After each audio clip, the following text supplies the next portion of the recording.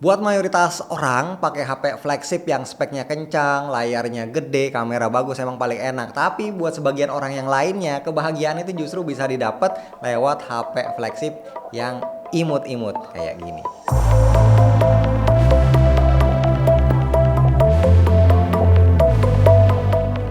Bismillah, alhamdulillah kita ketemu lagi bareng gua Romi. Nah, di tengah antusiasme peluncuran S26 Ultra bulan lalu, gue cukup happy ya karena Samsung masih mau nyertain S26 yang base model yang gemesin kayak gini. Yes, kita akan bahas HP ini tapi biar lebih seru, bahasnya dari point of view compare tipis-tipis sama flagship imut lainnya Vivo X300. Untuk desain sesuai ekspektasi lah ya, Samsung masih konsisten dengan ciri khasnya, gaya bahasa kayak gini so far masih fine-fine aja, simple, clean, minimalis, masih enak dilihat. Boleh komen di bawah ya, kalian lebih suka desain S26 dengan modul kamera yang minimalis kayak gini atau X300 dengan kamera gede bulat yang intimidatif. Walaupun secara dimensi hampir sama ini ya kayak X300, FYI S26 base model ini sebenarnya sedikit lebih compact, dia lebih tipis 0,8 mm dan lebih enteng 23 gram. Ya emang nggak terlalu berasa, tapi at least secara angka memang ini lebih tipis dan lebih enteng. Secara material body juga sedikit lebih meyakinkan ya karena depan belakang dia ke cover Gorilla Glass Victus 2, framenya pakai armor aluminium 2. Tapi perlu dicatat kalau udah urusan sama air dan debu, secara sertifikasi levelnya masih stay di IP68, masih di bawah X300 yang udah IP68, IP69, jadi ini jauh lebih durable buat basah-basahan si X300 ya. Nah, biarpun bodinya kecil, imut, gemesin kayak gini yang namanya HP flagship, ya tetap flagship. Kali ini Samsung ngebekelin S26 dengan chipset Exynos 2600. Fabrikasinya udah 2 nanometer dan juga. Tapi karena ini Exynos jadi banyak yang sanksi sama performanya. FYI untuk kapasitas RAM dan storage keduanya sama ya di 12256 dan 12512 GB. Nggak pakai lama langsung aja kita cari tahu mana yang lebih ngacir.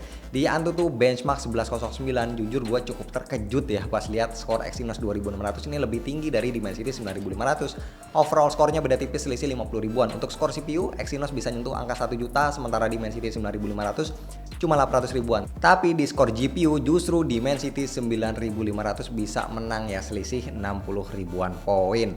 Nah, biar lebih yakin kita tes lagi deh ya pakai Geekbench 6 dan ternyata memang performa CPU Exynos 2600 ini di atas ekspektasi gua, guys.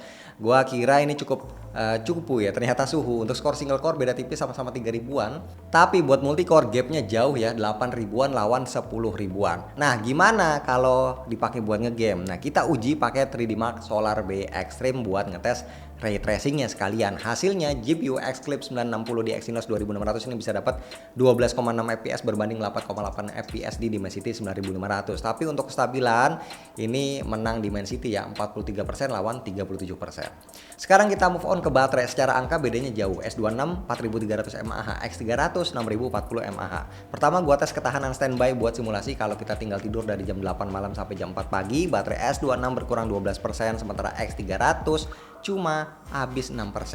Nah, di sini gua amatin efisiensi idle Vivo itu lebih optimal karena dia ngelimit notifikasi. Maksudnya notif baru akan nongol pas kita pegang HP-nya. Sementara di Samsung ini normal aja ya, notif masuk semua, makanya jadi lebih boros.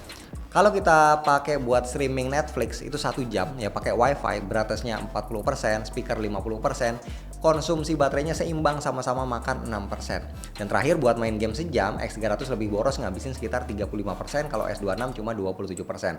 Dan untuk ngecas Vivo menang mutlak no debat 90 watt lawan 25 watt. Nah, gimana dengan layarnya nih? Dimensi sama-sama imut ya di 6,3 inci 120 Hz. Peak brightness menang Vivo 4500 nits lawan 2600 nits.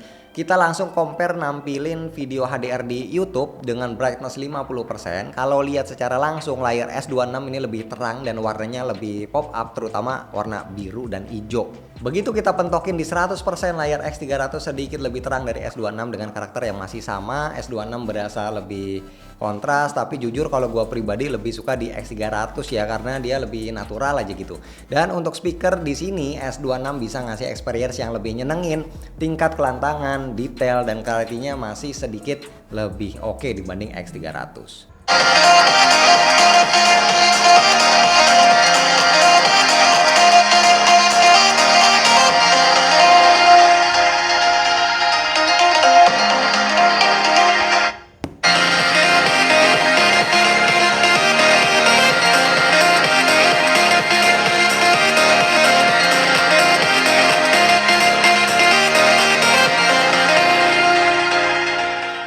Sektor kamera secara angka rasanya susah ya buat ngelawan brand China. Kita bisa lihat di sini baik untuk main lens, tele maupun ultrawide secara angka Vivo X300 mutlak lebih unggul. Tapi fotografi tentunya bukan cuma soal angka. Yuk langsung kita compare hasilnya. BTW gue cuma pakai mode auto ya, nggak pakai aktifin fitur ini itu. Nah untuk mostly foto-foto dengan scene reguler outdoor siang-siang keseringannya shadow di S26 lebih pekat dari X300, terutama kalau pakai lensa ultrawide. Khusus buat foto muka orang, gue pribadi lebih prefer skin tone dari S26, kayak lebih enak dilihat aja ya. Termasuk ketika pakai mode portrait, ini skin tone-nya juga lebih oke.